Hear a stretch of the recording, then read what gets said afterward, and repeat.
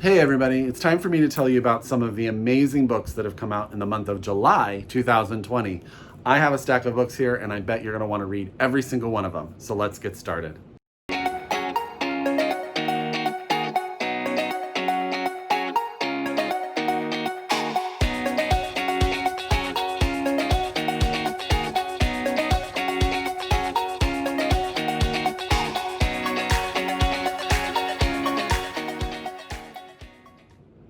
Hi everybody and welcome back to my channel. It's Russell with Ink and Paper Blog. How are you doing? I hope you guys are well. I hope you're healthy. I hope you're happy. I hope you're safe. I hope you're cool. There's such a heat wave going on across the western United States right now. It was 102, 100. I think it's supposed to be 100 for the rest of the couple days now. I walked my dogs at 5:30 this morning. It was already 80 degrees. Thunder, lightning, rain. I did not sign up for that, people. That's not what I'm used to. But we'll get through it because hot weather means no going outside, which means we can sit inside and read some more. So who am I to complain?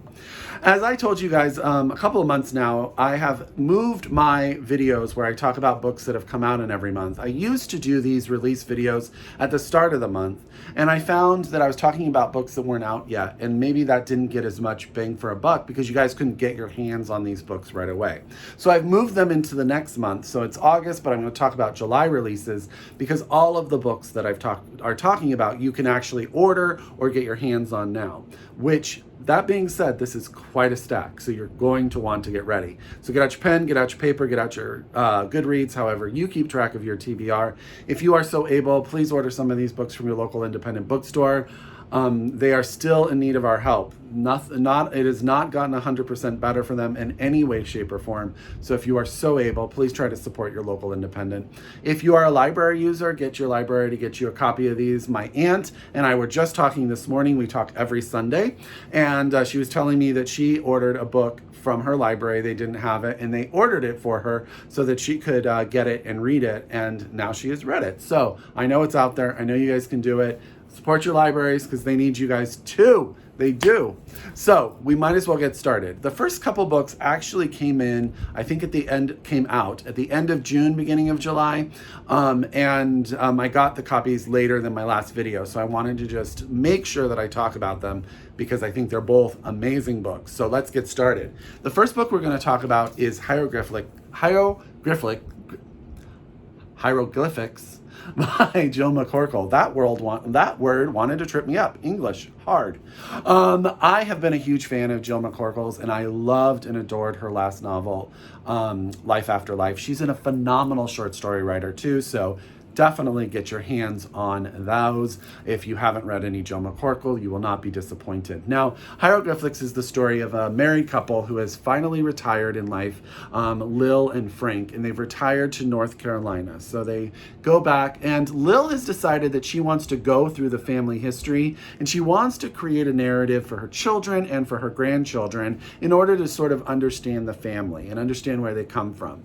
Now, Frank is back in North Carolina, where he's from, and he lives very near the house where he grew up. And so he decides to continue to sort of visit this house, brings back memories for him. But currently there's a young woman that lives in that house, a young single mom with her son, and Frank's reoccurring visits start to bring up sort of her history and her past as well. And all of that comes together. Now, Jill McCorkle is a phenomenal author when it comes to describing the human experience. She just has a gentle way with her prose of bringing you in and sort of breaking your heart, making you feel love, making you feel sadness, but at the same time, her characters have such a sense of reality to her. I have a huge book crush on Jill McCorkle. I actually met her a few years ago at a Booktopia event. I hosted one of her talking sessions regarding Life After Life. And I think she is one of the sweetest people I have ever met in my life. She lives on a farm, and her Instagram are all of these beautiful pictures of where she lives. I believe her husband takes a bunch of pictures of her and of her landscape and the dog and all of that kind of stuff. And I just have such an author admiration crush on her. So that is Hieroglyphics by Jill McCorkle, and that title just wants to mess me up this morning. Want to say big thank you to Algonquin Books for sending me this beautiful finished copy. This is at the top of my TBR right now.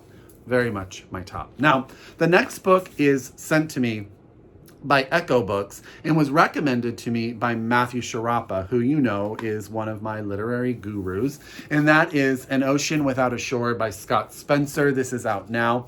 You can get your hands on this one. I believe that this is sort of like a disconnected part of a series. So I don't believe you have to read the first one to understand and enjoy the second.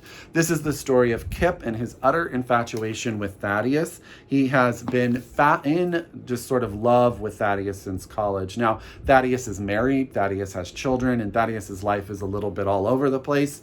And Kip has sort of come into it trying to decide how much he is going to get involved and how much effort do you put into a relationship where the other person may never reciprocate the feelings that you have for them. That is one of my favorite sort of themes in literature. I've heard nothing but great things. Matt said I would like this book, so that's all I need. That is An Ocean Without a Shore by Scott Spencer, out now from Ecco Books. Okay, now we're going to talk a bit of historical fiction. I will be going all over the place. There's poetry in here, science fiction. There is so much here, you guys. So I'm going to tell you about The Orphan Collector by Ellen Marie Wiseman. This is out from Kensington Books. Now, for those of you that are big historical fiction fans, I think this is going to hit a bunch of sweet spots. I'm actually going to do a video. My next video is going to be all historical fiction recommendations. So if that is your gig, I'm coming with you with a recommendation video in a couple days or so. This is set in 1918, right after the end of the World War I. After the end of World War I, but at the start of the Spanish influenza. It's set in Philadelphia. We have a young girl who is taking care of her young twin brothers. The world is just sort of running out of food, running out of people are getting sick. All of this sort of stuff is happening. And she, Pia, decides that she's going to go into the world to try to find a way to take care of her brothers and take care of her family. Well, there's another woman who has decided, and her name is Beatrice, who has lost a baby of her own and decides that she sees all these orphan children from the Spanish influenza. She's going to collect them and take care of them through this. Now, Pia's going to come home and not realize that her brothers aren't going to be there, and it's going to become a journey on trying to find them and what she needs to do and what she has to go through to find her family and put her family back together. I think this is interesting to talk about the Spanish influenza with everything that's going on. I think there will be a lot of parallels that we become recognized now as we go through what we're going through. So that's the, excuse me, that's The Orphan Collector by Ellen Marie Wiseman, out now from Kensington Books. It's such a beautiful advanced reading copy too. The next one is some science fiction, and that is The Relentless Moon. This is out from Tor Books, written by Mary Robinette Kowal. And this is the third book in the Lady Astronaut series. Now, I've only read the first one, which is The Calculating Stars. So I haven't quite got, but I do have the second one, and now I have the third one. Now, this is the story. It's set like right after World War II, and there is an asteroid that hits the United States and causes all sorts of destruction. Our main character is a woman who was a pilot during the war, and now she becomes one of those instrumental people in sort of furthering and bringing normalcy back to the world that we live in, and she's a strong female heroine. I can't really talk about this one or any of them without giving away the thing. So if you like dystopian, if you like something sort of set in a past time period that now becomes an alternate timeline, if you like strong science fiction with a good strong female presence as the main character, I think these books will really speak to you. And I really liked The Calculating Stars. So that's The Relentless Moon by Mary Robinette Kowal, out from Tor Books, and this is a lady astronaut novel. Okay. Next, gosh, this is going to be quite a long video, guys. I hope you're in for the long haul. Is The Wild Laughter by Caoilinne Hughes. This is an Irish novel. I don't know a ton about this book, so I'm going to have the book help me a little bit. It's 2008, and the Celtic tiger has left devastation in its wake. Brothers Hart and Cormac Black are waking up to a very different Ireland, one that widens the chasm between them and brings their beloved father to his knees. Facing a devastating choice that risks their livelihood, if not their lives, their biggest danger comes when there's nothing left to lose. This is a sharp snapshot of a family and a nation suddenly unmoored. This epic in miniature explores cowardice and sacrifice, faith rewarded and abandoned, the stories we tell ourselves and the ones we resist. So I believe, I can't remember what her first book was. I read her first book and I am totally blanking, you guys. I apologize. But I'm a fan of her writing. So I'm really excited about this one. I think it's going to tell a story. I love the idea of like a snippet of a family saga in a small but powerful pointed moment in that life and in the world itself, in Ireland itself. So that's The Wild Laughter by Caoilinne Hughes, and this is out now from OneWorld. So thank you very much, OneWorld. I love OneWorld. They do such great things. You know I love all these publishers. I don't know why I just love them all. This is actually a poetry collection that was sent to me by Graywolf Press, and Catrachos by Roy G. Guzman is a collection of poems. I'm going to read you one of the, how do you describe poetry without really, it's too much to sort of try to condense it. So I'm going to read one of the people on the back's reaction to it. It says, as the son of immigrants, as a queer man, as a poet, I've been waiting for a book like Catrachos.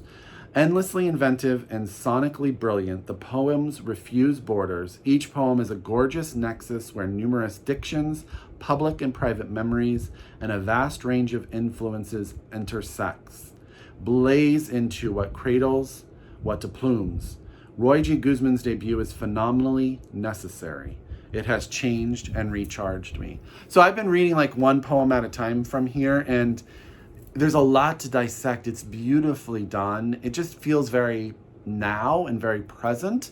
And there's a lot of connections. So that is out from Graywolf Press. That is Catrachos by Roy G. Guzman. And I'm sorry if I'm saying that wrong. I practiced a lot before this video started.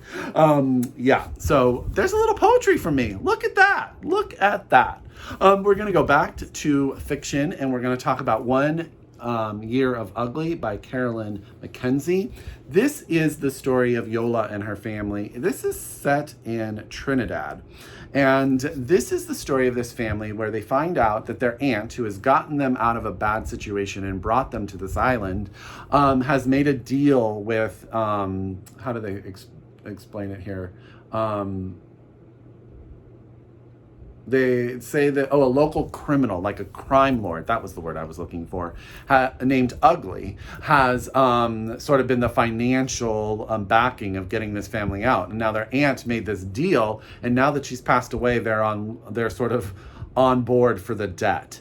And Yola winds up meeting Roman, and he's sort of put in place to watch the family. And of course, there's going to be a little romance, and then they're going to have to make decisions. And how do they deal with the fact that they owe this crime boss all this money, and all that kind of stuff. So it sounds like a fun romp. It actually sounds like a great summer read. And that is One Year of Ugly by Caroline Mackenzie, out now from Wiseman and Schuster. Oh, goodness. And now we're going to go back to sort of like a fantasy, slightly horror book, and that is Empire of Wild by Sherry Dimelin, out from William Morrow Books. Now, this is a retelling of a folk tale of the indigenous people of Canada called the Métis, and it's about their legend of the Rogaru, and I'm saying that absolutely wrong, Rogaru, and it's a werewolf creature that sort of haunts the Native people's communities, and it's supposed to be one of those sort of retellings of this intrinsic fairy tale to this people. My friend Chris Wolak of the Book Cougars have already read this and raved about it. I highly recommend checking out her review on their podcast. I've started it. I don't want to say too much because I'm still sort of diving myself into it, but that is Empire of Wild by Sherry Dimelin, out from William Morrow Books, and you guys can get your hands on this now if you're looking for a little bit of sort of fabulistic horror. Sound like your thing? Maybe your thing. Okay, I'm not going to say a whole lot about this book because you guys know, if you've watched my channel, how I feel about this book. But I think it's only fair that I tell you, if it is something you're interested in, that it's out. And that's The Bright Lands by John Fram. I have reviewed this book on my channel. This is a story of a gay man who lives in New York City, receives a phone call from his brother in a small town in Texas. He starts to worry about his brother. He comes back to that small town because his brother has been murdered, and he searches for the reason why. And it becomes an entire tale of sort of the underbelly of this small Texas football town. If that is up your alley, if you like sort of that mystery, there's some sci-fi elements to it. It may be something that you really connect to. I won't say too much more about it. If you want to know what I felt about it, you can check out my review video. But this may really speak to you. So that's The Bright Lands by John Fram, out now from Hanover Square Press. Okay, this book sounds like so much fun, and that is Deal with the Devil by Kit Roca. Now, Kit is actually a combined name for two other authors, Donna Herron and Bree Bridges. And they have written the dystopian series, the Beyond series, which I don't know. But this book had me at Meet the Mercenary Librarians. It's where it had me. So this is the story of Nina. She works as a mercenary librarian trying to, stop bad things from happening in America. She's her and the group that she works with. It's also the story of Knox, who is the captain of a group of squad of soldiers who have gone AWOL called the Silver Devils, because they're tired of sort of the horrible things that have been done, and sort of how those two stories come together. This book sounds like an absolute joy, fun, sci-fi thing that, just one of those books you're going to dive into and love sort of the adventure of it. I'm really excited. It just arrived actually a couple days ago, so I haven't really had a chance to even go into it 100%, but I love everything about the concept. So that's Deal with the Devil by Kit Roca, out now from Tor Books. Yeah, and it came out at the end of July, so you can get your hands on it. The next book I'm going to tell you about is Motherland by Leah Francois, and this is out from William Morrow too. How beautiful is that cover? This is the story of a young woman, a New York woman, who marries an Indian man, and they decide to move back to Mumbai. And she goes there sort of really excited about the adventure of a new place, a new culture, new food, and she's really excited to learn about this. Unfortunately, shortly after they go there, her mother-in-law shows up, having left her marriage of 40 years, and decides to move in. And sort of that conflict of two strong women trying to figure out how they want to run a household together comes. And then the husband has to leave on work. And so these two women are left alone together. And there's a lot. And it says, now these two strong-willed women are alone together in the home that each is determined to run in her own way, a standoff that ultimately brings into question the very things in their lives that have seemed perfect and permanent, with results neither of them expected. So I'm really hoping that this book just gives me such a sense of India. And I know that the sort of that narrative is Leah's narrative as well. She moved to Mumbai with her husband as well. So I think that we're going to get to see India from the perspective of someone just in awe of a new culture, new food, new people, and just learning. And I think that's really exciting because I've never been to India, and I learn a lot about that country through the novels that I read. So I'm really excited about this one. So that's Motherland by Leah Francois, and this is out from William Morrow, and that cover is absolutely beautiful. Last but not least is probably a book that needs very little introduction from me, but he is one of my favorite writers of all time, and that is David Mitchell, and this is Utopia Avenue. And this is out now from Random House. This was one that I had pre-ordered for myself. I will tell you guys right now, this book weighs a ton. It is so heavy. I don't know why it feels so heavy, but if you guys are at all a fan of David Mitchell, you know that his books are sort of hard to explain. There's a lot that goes into them, and you find that a lot of his books interconnect in many, many ways. So, Utopia Avenue is the strangest British band you've never heard of. Emerging from London's psychedelic scene in 1967 and fronted by folk singer Elf Holloway, blues bassist Dean Moss, and guitar virtuoso Jasper de Zoet. So de Zoet, the Thousand Autumns of Jacob de Zoet. There you go. I'm just saying he's doing it again. Utopia Avenue embarks on a meteoric journey from the seedy clubs of Soho to the TV debut on the top of the pops, the cusp of chart success, glory in Amsterdam, prison in Rome, and a fateful American sojourn in the Chelsea Hotel, Laurel Canyon, and San Francisco during the autumn of 1968. He has such a way, like his books are such a sort of kaleidoscope of different ideas and stories that come together into one picture, and he's just crazy brilliant that way.